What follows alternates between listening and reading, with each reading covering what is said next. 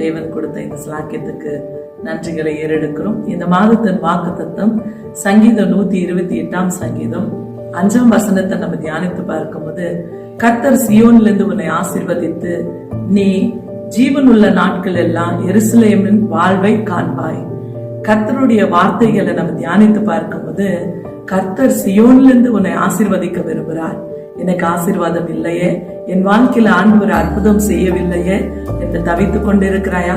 ஆண்டவராகிய கர்த்தர் சொல்கிறார், உன் வாழ்க்கையில உன் ஜீவனுள்ள நாட்கள் எல்லாம் எருசலேமின் வாழ்வை நீ காண்பாய் என்று வாக்களிக்கிறவர். அவர் உன் பிள்ளைகளின் பிள்ளைகளை அவர் ஆசீர்வதிக்க வல்லவராயிருக்கிறார். நீ எருசலேமிலும் நீ இஸ்ரேலியும் ஆசீர்வாதமாய் இருப்பாய் என்று கர்த்தர் வாக்களிக்க அவர் வல்லவராயிருக்கிறார்.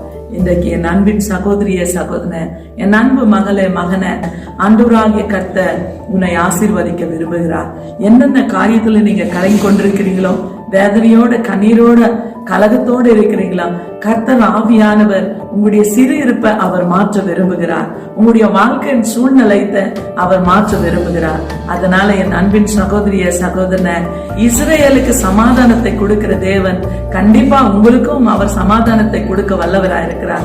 6வது வசனத்தை தியானித்து பார்க்கும்போது, நீ உன் பிள்ளைகளின் பிள்ளைகளை காண்பாய் என்று எழுதப்பட்டிருக்கிறது. நீ இஸ்ரேலுல நீ ஆசீர்வாதமாய் இருப்பாய் என்று எழுதப்பட்டிருக்கிறது. இஸ்ரேலுக்கு சமாதானம் உண்டு பண்ணுகிற தேவன் அவர். அதனால இஸ்ரேலா இருக்கிற நீங்க, சியோன் குமார்த்திகளா இருக்கிற நீங்க, கர்த்தர் கண்டிப்பா உங்களை ஆசீர்வதிக்க விரும்புகிறார். எதை குறித்து உங்க இருதயம் கலங்காத இருக்கட்டும். இன்னைக்கு அநேக காரியங்களை குறித்து உங்க மனசுல கவலை, வேதனை, கண்ணீரோட, துக்கத்தோட, கலகத்தோட இருக்கலாம். உங்களுக்கு இருக்கிற கடன் பிரச்சனை மாறுமா? என் குடும்பத்துல இருக்கிற பிரச்சனை மாறுமா?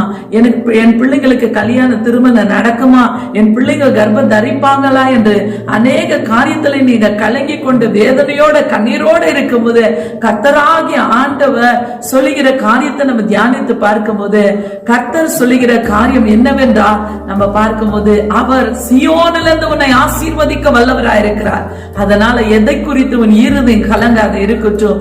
அவருடைய ஆசீர்வாதத்தை பெற்றுக்கொள்ள வேண்டும் என்று நீங்க எதிர்பார்க்குதலோடு இருக்கும்போது, அவருடைய சந்நிதியில நீங்க காத்திருந்து செவிங்க. அவருக்காக நீங்க ஒரு பொருத்தனையான வாழ்க்கை வாழை கற்றுக்கொள்ளுங்க. ஆண்டவர் சொல்லுகிறார், நீங்க பிரித்து எடுக்கப்பட்ட சந்ததி. ஆண்டவர் தாயின் கர்ப்பத்திலே கருவா இருக்கும் போதே அவர் உங்களை தெரிந்து கொண்டார். அதனால உங்களுடைய வாழ்க்கையை ஆண்டவருக்கு ஒப்பு கொடுக்கும் போது, ஆண்டவர் உங்க வாழ்க்கையின் சூழ்நிலைத்தை அவர் தலைக்கீழியா மாற்ற வல்லவராயிருக்கிறார். அதனால என் அன்பின் சகோதரிய சகோதரனை, இன்றைக்கு இந்த வாக்கு தத்தத்தை நம் தேவனுக்கு ஒப்பு கொடுத்து நம்மளே நம்ம தாழ்த்தி கொண்டு ஆண்டவரை உயர்த்தி கொண்டே நீங்க வாழும் போது, உங்களுடைய வாழ்க்கையின் சூழ்நிலைத்தை அவர் தலைக்கீழியா மாற்ற வல்லவராயிருக்கிறார். சற்று நிமிடங்கள் உங்க குடும்பத்துக்காக நாங்க செபிக்க விரும்புகிறோம். நம்ம எல்லாரும் ஒரு வினாடி கண்களை மூடி செபிப்போமா? அன்பின் பரலோக பிதாவே, ஸ்தோத்திரிக்கிறோம் ஆண்டவரே. இதோ தகப்பனே, இந்த மே மாதத்திலே தகப்பனே என்னோட கூட ஆண்டவரை ஒத்துழைத்து ஆண்டவரை செபித்து கொண்டிருக்க ஒவ்வொரு குடும்பங்களுக்காக, ஒவ்வொரு பிள்ளைங்களுக்காக நாங்க பாரப்பட்டு செபிக்கிறோம் ஆண்டவரை. இதோ தகப்பனே, வாக்கு தத்தங்கள் மூலமாய் நீங்க பேசுகிற தெய்வம் ஆண்டவரை. ஆம் தகப்பனே, சியோனிலிருந்து நான் உன்னை ஆசீர்வதிப்பேன் வாக்களித்தவர் ஆண்டவரை. நீங்க வாக்கு மாறாதவர் ஆண்டவரே. நீங்க வாக்கிலே உண்மை உள்ளவர் ஆண்டவரே.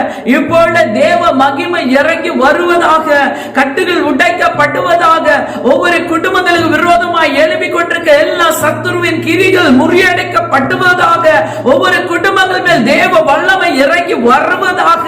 ஆண்டவரே, அற்புத காரியங்கள் செய்பவர் நீங்க ஆண்டவரே.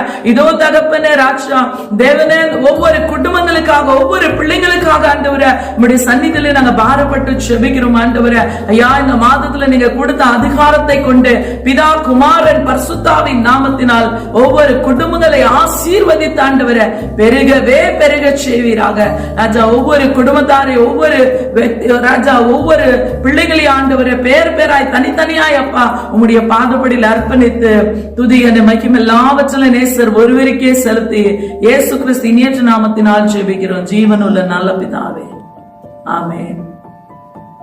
Praise the Lord. God bless you. God be with you.